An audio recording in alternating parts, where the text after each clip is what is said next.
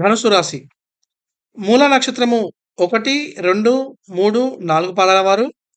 పూర్వాషాఢ నక్షత్రము 1, 2, 3, 4 పాదాల వారు. ఉత్తరాషాఢ నక్షత్రము 1 పాదం వారు ధనుసు రాశి కిందికి వస్తారు.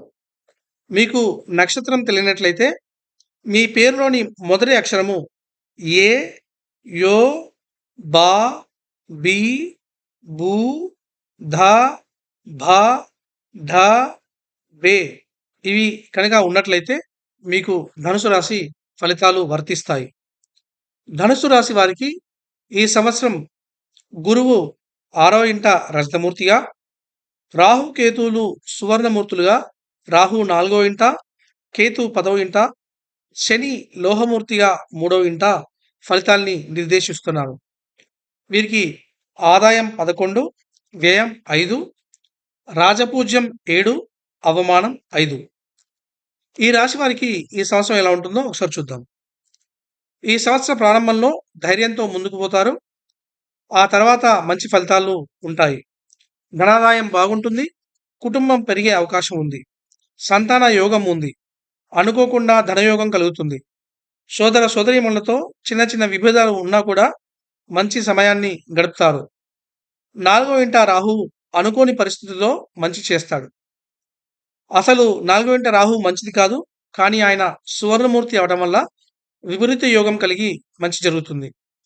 విద్యార్థులకి చాలా మంచి సమయము. రియల్ ఎస్టేట్ వారికి మంచి సమయము. అలాగే రైతులకు కూడా చాలా మంచి సమయము. పోటీ పరీక్షల్లో ఉత్తీర్ణత పొందుతారు. కాస్త కష్టపడితే గృహయోగం కూడా ఉంటుంది. సంతానం విషయంలో జాగ్రత్త అవసరము. అనుకున్న పనులు అవడానికి కొంత శ్రమ అవసరము. కవులకి, కళాకారులకి మిశ్రమమైన సమయము. క్రీడాకారులకి అద్భుతమైన సమయము. మంచి అవకాశాలు వస్తాయి. ప్రేమికులకి మిశ్రమమైనటువంటి కాలము. డబ్బు విపరీతంగా ఖర్చు చేసే అవకాశం ఉంది కాబట్టి జాగ్రత్త వహించవలసిందిగా సూచిస్తున్నాను. న్యాయవాదులకి, న్యాయమూర్తులకి మంచి అవకాశము. కేసుల్లో ధర్మబద్ధమైన తీర్పులు ఇవ్వడం వల్ల రాష్ట్ర వ్యాప్తంగా మరియు దేశవ్యాప్తంగా గుర్తింపు వస్తుంది. వైద్య రంగంలో ఉన్న వారికి, ముఖ్యంగా వైద్యులకి చాలా మంచి సమయం. అద్భుతంగా రాణిస్తారు. ఆరోగ్యం బాగుంటుంది.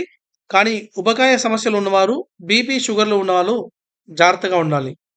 వైద్యుల సలహాలు, సూచనలు పాటించండి. దంపతులు జాగ్రత్తగా ఉండాలి. అనవసర వాదనలు మానుకుంటే మంచిది. భాగస్వామ్య వ్యాపారాలు జాగ్రత్తగా ఉండాలి. తండ్రితో విభేదాలు రాకుండా చూసుకోవాలి. ఉద్యోగస్తులకి మంచి కాలము. ప్రమోషన్స్ వస్తాయి. ఉన్నత అధికారులతో కలిసి పనిచేస్తారు. రాజకీయ నాయకులకి చాలా మంచి కాలము. కార్మికులకి కూడా చాలా మంచి కాలం.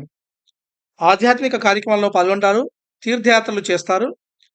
స్టాక్స్ కలిసి వస్తాయి.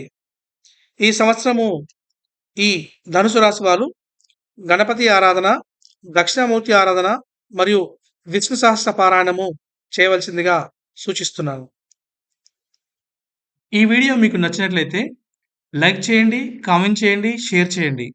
నా ఛానల్‌కి సబ్స్క్రైబ్ చేసుకొని బెల్ బటన్‌ని నొక్కండి. ధన్యవాదాలు.